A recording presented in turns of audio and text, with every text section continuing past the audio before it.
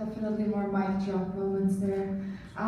Cool. So, I mean, a lot was said and commented on, and I'd love to kind of, before we open the floor to questions, kind of hear your reactions to each other's talks and anything that you found either interesting or something you want to highlight or something maybe you want to push back on. Like, I'd love to hear that. Okay? I learned about diversity one. No, I really, I thought your presentation was amazing just because it was really the idea of having that reality said and talked about the way it is. And I think a lot of times in the D&I space is often sugarcoated because the assumption is that people need to ease into that. But that reality is, for the last 8 years or so, we've often sugarcoated, and it's led to very drastic discussions because people have assumed that it's not as drastic as it actually is. So noting that saying I don't see color is actually offensive, even though someone might feel like that's a nice thing to say, I think that's something that needs to be said out loud, because saying you don't see color automatically dismisses the color that does exist. So yeah, I really represented that, and then I loved your emphasis on belonging. I think it's the whole idea of what we're doing is, we're all in this world, and every one of us wants to belong at some point. So if you go into somewhere that's exclusive, and it's not emphasized, I think it sort of defeats the purpose, because you spend most of your life working, and if you go to a place that doesn't, that's a battlefield, like you said, it's not a nice thing to actually experience every day. So those are my comments. I thought it was really good. I just think both of you are amazing, and to be sitting in the middle of you is to be sitting in the middle of greatness. So I am really pleased to be able to have had the opportunity to hear both of you. Your emphasis on belonging is one that is extremely important, and I do believe that gets lost in the shuffle a lot of times. And for you, your conversation about affinity groups, I think is one that is extraordinarily impactful. It seems as though there's more of a movement away from them. And again, ensuring that you feel like you're in an environment where you can bring your whole self to work means creating a space where like-minded individuals can thrive and speak. Earlier, we were asked, when you leave here, what can you do? And this was before Tayo's presentation. I thought those 4 A's were really actionable, right? I think that's a much better answer than I could have given. So I thought that was really, really meaningful. And I don't know, say about Jennifer first. So, that was such a beautiful speaker, and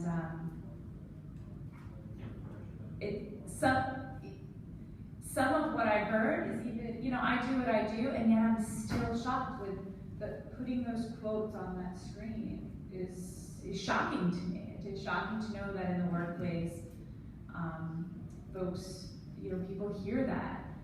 So I think it's just important, again, for me to remember that this is the experience of my employees, and sometimes I think maybe I can just be quixotic or naive to think that we've gotten past it. So it's helpful for someone like me, who looks like me and does what I do, to really be hit in the face with a reminder that that's the experience in the tech world in New York City today. Awesome, great. So I know you guys probably have a lot of questions, so let's get to them. Does anyone want to ask a question first? Okay, great. Hello, good evening, everyone. Hello, my name is Nicole P.O.V., and I currently work in the diversity recruiting space. I'd like to definitely thank the panel for your presence and your topics that you discussed today. So my question is, in moving towards more of an inclusive workforce, could you elaborate on some ideas that would be more progressive in moving towards inclusion?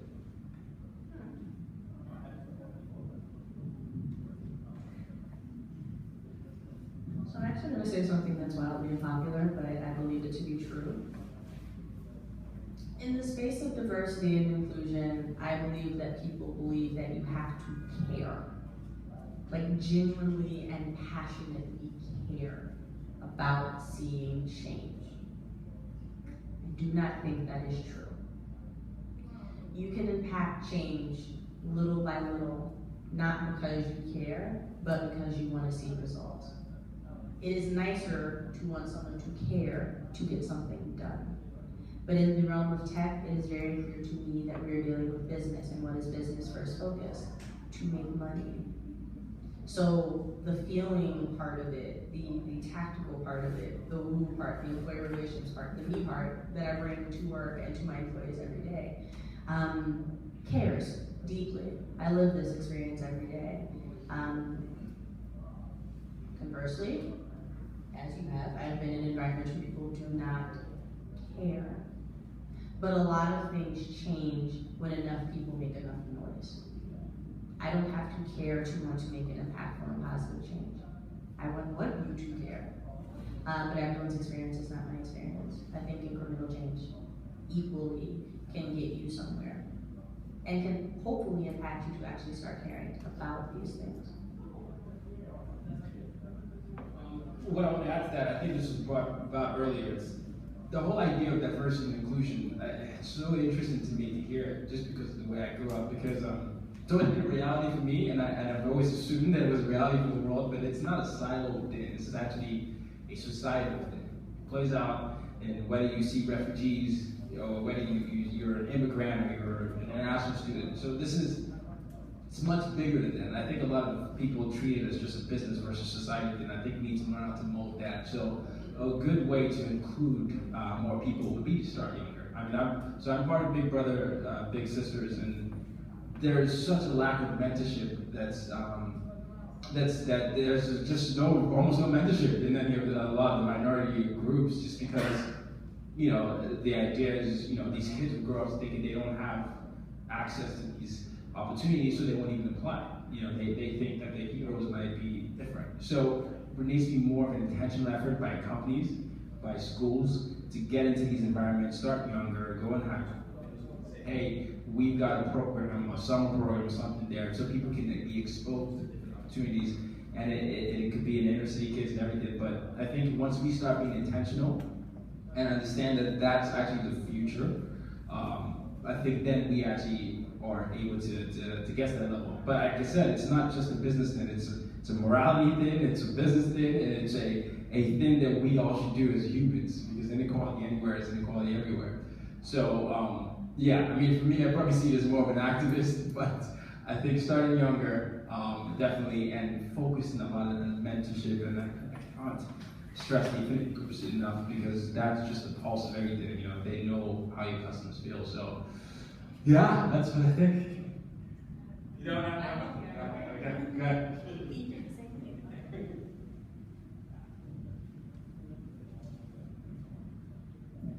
Hi guys, I'm Travis from Managed by Q, we're some talent, and yes, we're hired, talk to me later. So I actually came to New York over a decade ago and was originally a 8th grade teacher in the South Bronx. So Tyler, what you said, what you said really speaks to me, right? I actually spent about a decade in the ed reform movement here in New York and other cities before coming to Tech. So I've been now a year in. And I guess my question is, how do you, I agree with you, right, like play the long game, talk to, 16-year-olds about tech and kind of build that groundswell, but how do you then defend that decision to your exec team, right? Like, I would imagine some of the things that are through lines for many of us is we're not making FY18 plans, right, because we're in startups. So to be able to say to my CEO, hey, I'm gonna, allocate my team's time 10% to go into like high school classrooms and program grounds and such, I imagine he would look at that somewhat speciously. So I'm just curious to know, how do you guys think about getting buy-in from exec leaders when you're trying to play that long game in a space that, by nature of what we do, is not a long game? Does that make sense?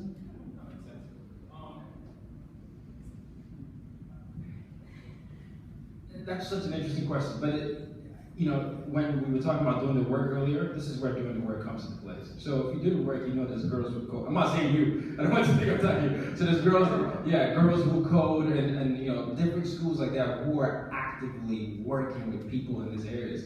And you tie that to a business case by saying, hey, look, we're going to a digital age. We're in a globalized world. These are the people that are your target audience. They understand this. you want them. We are selling to them. And if we have a good brand in front of them, if people think Squarespace is nice, they think Warby Parker is great, that does us good. They're gonna tell mommy to buy us. That's a good business case. So actively creating those lists, and if you're going up to I don't know if this is going to work or not, but if you're going up to executive and saying, hey, I created this list, these are the buying power, and this is a track record of what they have, and this is how they can impact us, and it doesn't have to take this amount of money, but it's doing the work to create that case and say, I've isolated the groups, this is their buying power, this is why they benefit us, and ultimately, this is where the world is going. And I think, there's often a time when people also have to make that decision if they are actually meant for that company too, because you will get some companies that just simply push that away. And that then becomes a question that you have to ask yourself. But yeah, those are ways I've tried to hack the system, but it does start with work, honestly. Yeah. So when I think of that question, I think it's less about playing the long game and more about having philanthropic ties to your organization. So for example, I was at Viacom a couple of companies ago, and one of Viacom's key charitable initiatives was something called Save the Music. They got music programs back into mostly inner city schools where, because of funding cuts, they had lost their funding. But music was really key to Viacom, which was the parent company of MTV and other entities. So I think it's finding the connection, right? So if you're managed by Q, for example, you've got a very diverse workforce, right? So maybe it's a matter of, as a company, and you're known for compensating well, and there's a lot of great going on in managed by Q. So maybe it's a matter of finding where the connection is, right? Can you support the schools in the communities where your employees work? That's both an HR win and a philanthropic win for the company. But I think it's finding ways to give back that are connected. So it's a people win and a business win in some way.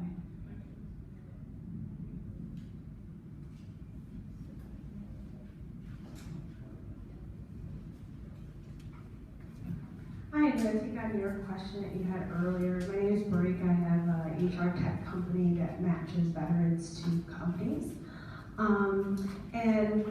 This is something that I talk to my candidates all the time about, and I've recognized it myself working in the tech company and the tech sector myself.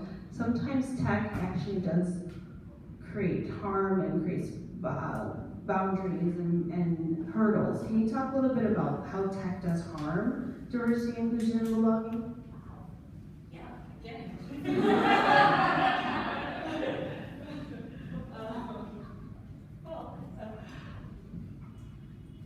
So, I know Shaka, I'm a black woman, and Are you? I am, I know.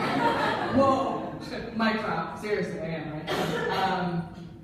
That being said, I continually have to have very interesting, pointed conversations with companies about why their diversity and inclusionary programs cannot be led by people that are not of color. And I'm continually surprised by the fact that I have to continue to have that conversation. If you are not a person of color, you have no understanding and awareness of my lived experience. You do not. You can empathize, you can be an ally, you can march at a Black Lives Matter rally till the cows come home. I can't take this off. You can exist in the space, tech can exist in the space, individuals that are not outliers in tech can exist in a space where this is in part and parcel who they become. I can't take this off. And there is a level of inauthenticity that comes across when there is someone that is not of color leading your D&I metrics. Because what happens is you have a very well-meaning, oh my God, their hearts are in the greatest place ever, and they want to help, and I respect that. But the answer is not having a magical walk through Black history, which is something that I had to have a conversation about. A very large corporation that does tech advertising and let them don't know why making a magical Negro was a very bad idea. Again, well-meaning. Horrific if it actually went to pass. Engaging individuals that actually live these experiences do more to impact your bottom line and ensure that your messaging is both well thought out and well landing is imperative.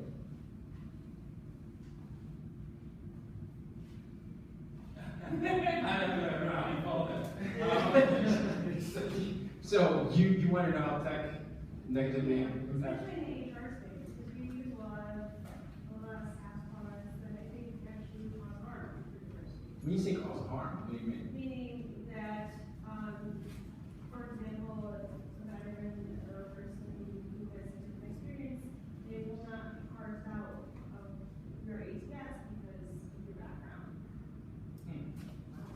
Yeah, see, Or certain types of video apps that we have, or certain types of screening things that we have. There's implicit bias within the tech. yeah. It is, you know, once again, I think honestly this all starts with awareness, and I think unconscious bias is now this buzzword that everybody's using now, but not a lot of people are actually aware of their unconscious biases. Or a lot of people take this test and don't believe that they have that unconscious bias, and that's part of the problem. So I think there needs to be a huge emphasis on using tech to actually educate people on what an unconscious bias is. For example, when she said she had those quotes up, like "you sound white," I don't know what the unconscious bias would be for veteran space, but having those quotes be really vivid right there, and people can actually see that and say, "This is something that happens to me." That's a good way to turn that around, because a lot of people don't believe it until they see it. Now I can imagine if Jennifer's presentation was seen out there and someone just basically acted out, "You sound white, you can't be Spanish, you can't be black," and people are like, "Whoa, that actually does happen." And I think we have to find ways to turn those educational opportunities with the tech and make them more vivid, because people don't believe it until they see it, unfortunately. And for me, like you said, when you were saying those things, I didn't even know. So now I feel like I have to educate myself on that, because I might be part of the problem. So it's raising that awareness, and I think I'm doing a good job of answering the question. But yeah, and So I don't think it's necessarily tech focused, but I think the bias that I see veterans needing to overcome is similar, frankly, to other biases, which is this belief that you sort of paint people with a broad brush. So I think people keep some biases very to themselves. So I'll tell you, I've literally never had somebody come to me and voice, "I don't want to marry this person if they're Latino because they're black." I mean, I think that could be most certainly in someone's head, right? That can happen whether conscious or unconscious. But I do hear it about age. That people can come straight out and say, "No, that dude's too old. He's not going to get tech." Or I've heard it. People will literally say with veterans, "Oh, I know those veterans are like super militaristic, and they think a very specific way," right? So people really, there's some groups where people feel super comfortable. Mike's chair is gonna break. Sharing their biases, and I think veterans are one of those.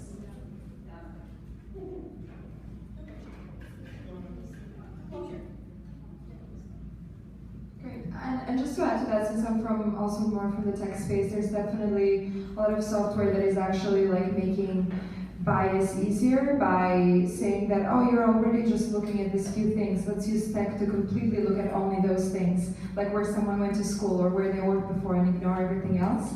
But there's also tech that actively helps you, scrape scrap in a way, or forget or hide all of those indicators and focus on the stuff that actually matters. Like there's companies like GapJumpers, there's Dropwell. I mean, also what Day 100 does is it is indeed related to that, to getting to the core of who someone is as a personality, as the workplace, how they work in a certain environment, and their growth potential rather than just their background. So maybe the takeaway might be to just also screen as you look and you do demos of different technologies. An HR professional, also keep in mind how will this affect diversity and inclusion. Cool. I know that there's a couple more questions. Let's keep it to maybe 2 more questions because I know it's like past 8. Oh my gosh. You guys decide. Thank you. Thank you, panel. Good evening. My name is Adam Schiffer. I'm a HR enabler with Bloomberg. First off, quoted by my head of D&I, apparently. So we don't do titles, but we give them out. But thank you again. Really appreciate the insights and perspective. Going out on a limb, Jennifer, was the platform called Landit? Yeah. There you go. So, food for thought for everybody. Good thing to look into. So, question to the panel, and kind of going a little bit off your last stream of thought, Alana. In all aspects of the work world, are there such things as conversations that are too courageous around this topic? And what is? Yes.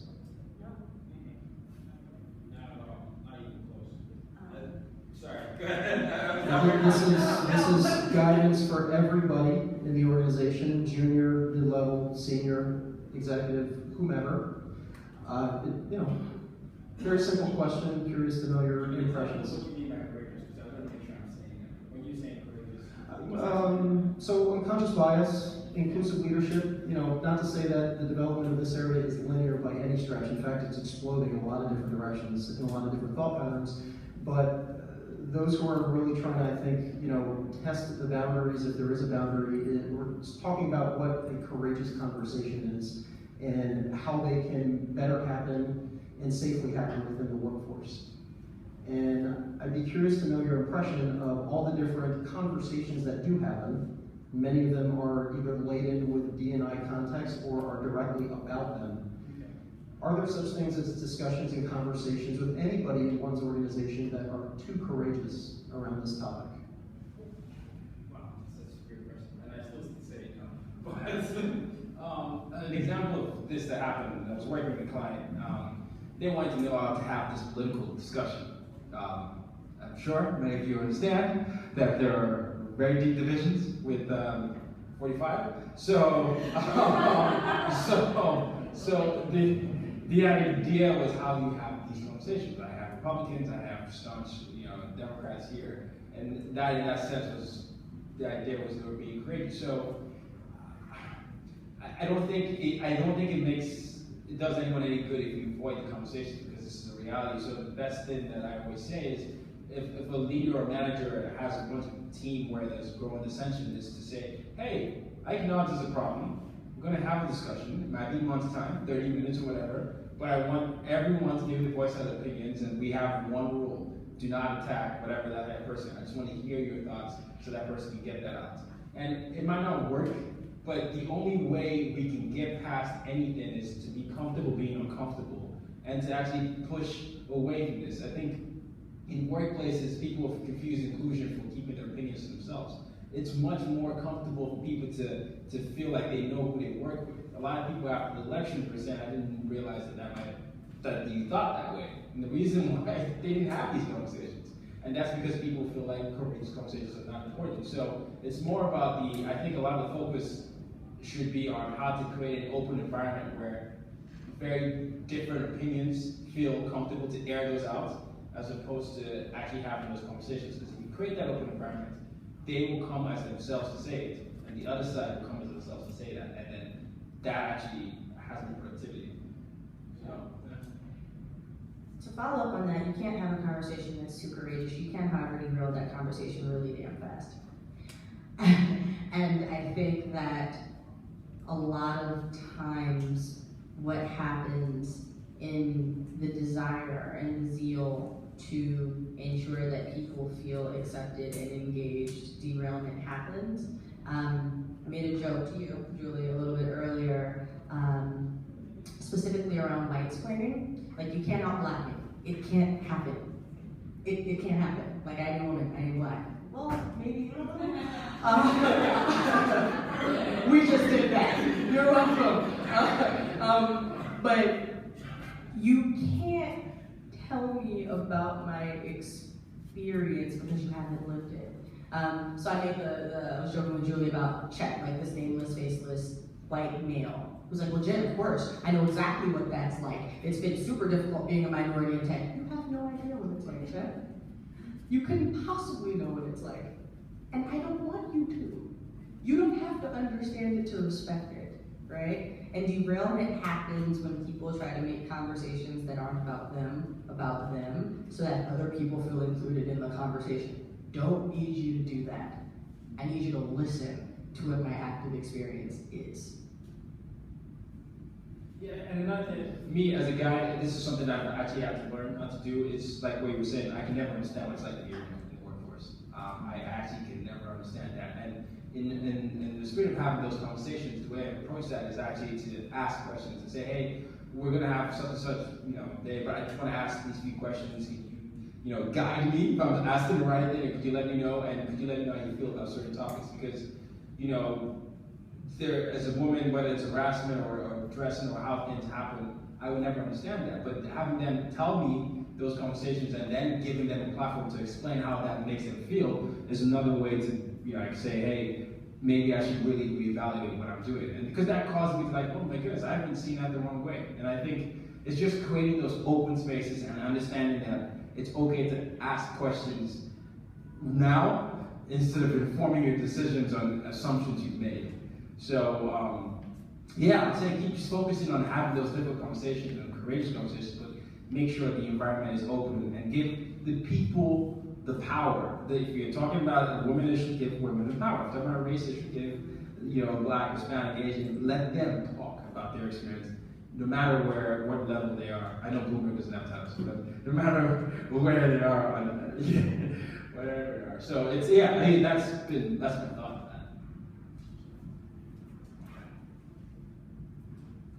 That by asking questions, can you ever be too courageous?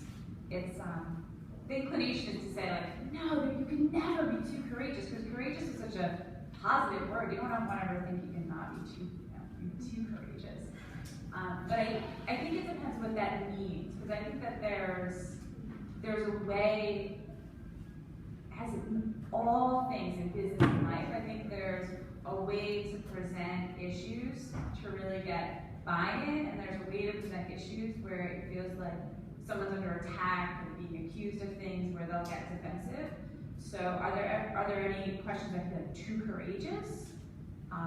It depends what we mean by that. I think it's just, if the ultimate goal is to change things in your organization, I think it's just smart to be smart about how you go about making those changes. Because ultimately what you want to do isn't to say the most courageous thing, it's to accomplish change. So it's a matter of being smart about how to do that.